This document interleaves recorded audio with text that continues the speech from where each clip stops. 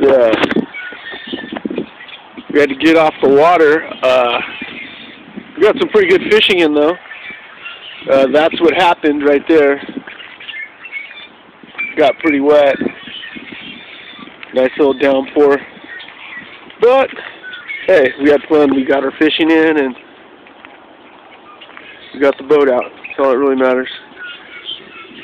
My Suzuki 6.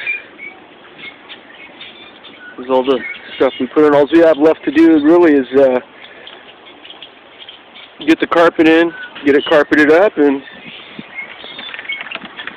nice little trout. Then here comes some more rain. Nice little downpour. Alright, time to get out of this.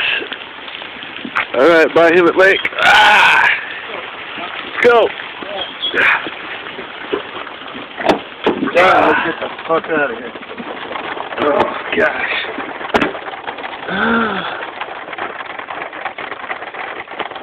Alright.